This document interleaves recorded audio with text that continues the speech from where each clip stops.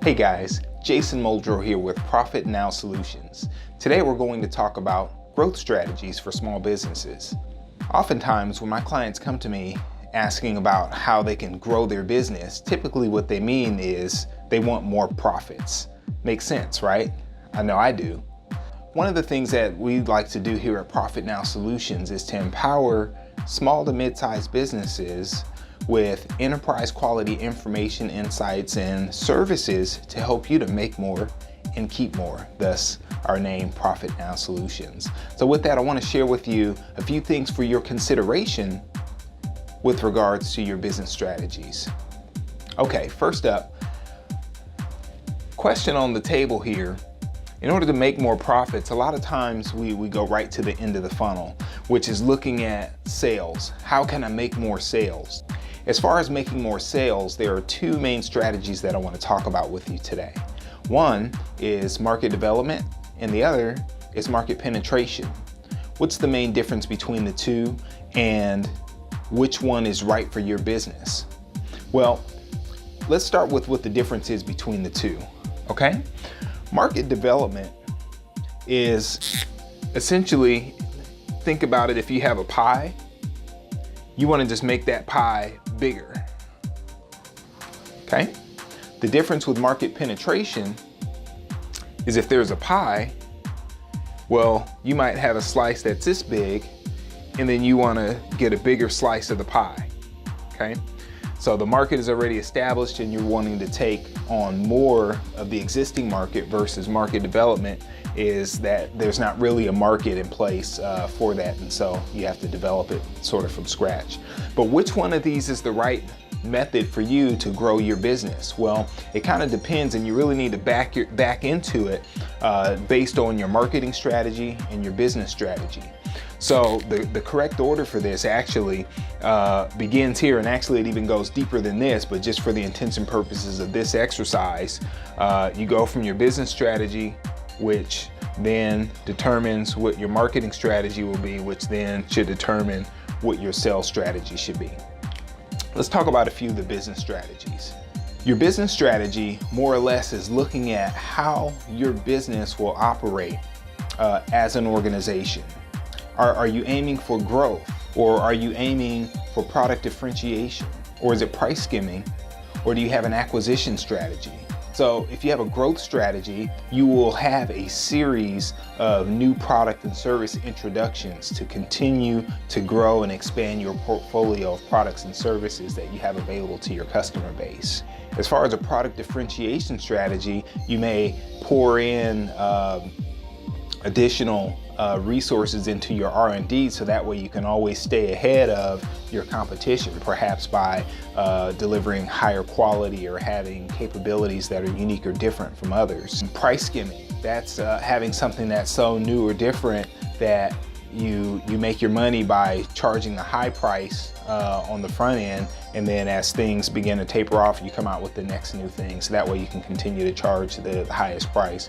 Some examples of price skimming with new things, if you will. The cell phone business is great for this, right? Apple, Samsung, just to name a couple, right? They bring out the next new thing, so that way they're always able to kind of push the limit of how much people are willing to spend for that product. Acquisition. An acquisition strategy might be a company who will just continue to acquire other businesses in order to accomplish their business goals of growth, whether it might be a vertical integration or a horizontal integration in order to accomplish their growth goals, okay? So once you kind of know what your business strategy is, then that should beget your market strategy. The main difference here between your business strategy and your marketing strategy is that your business strategy is more so looking internally, like how will we function, what capabilities and competencies do we have as an organization that we can go to market with and make a difference and be able to operate profitably, okay? With the marketing strategy, this is really now how you actually go to market. What are you communicating to your customer base or your would-be customers as far as the value proposition that you will have for them, okay? So as far as marketing strategies, there's two main marketing strategies, and then there's like a a dot one. Let me take you through what those are. Okay. One is called price leadership. Okay. Price. And the other is differentiation. Okay. And then sort of in between here, which is kind of a subset of differentiation, is niche.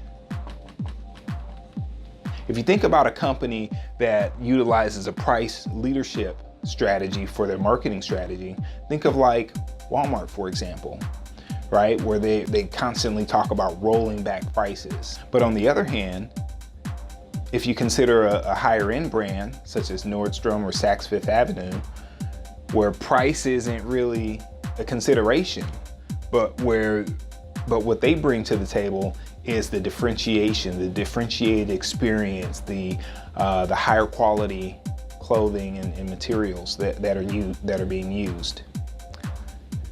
Where a lot of small businesses run into trouble here is that they don't know whether they are taking on a price or a differentiation strategy, and so end up playing in this dangerous middle ground called straddling the fence between these two strategies. This is a surefire way to put yourself out of business and to lose money.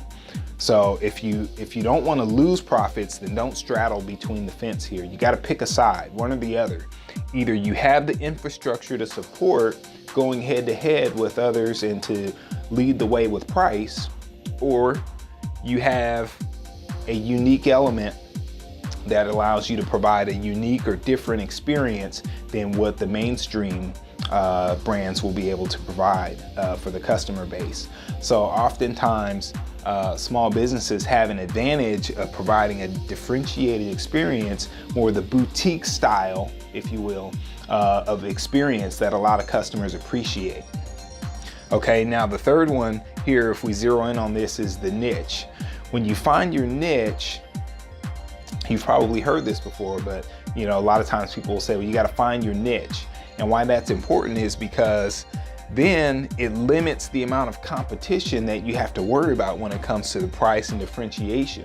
So if you find a specific customer set that's interested in that has a unique set of interests, then you can tailor your value proposition to that niche, and therefore allow yourself to be much more profitable.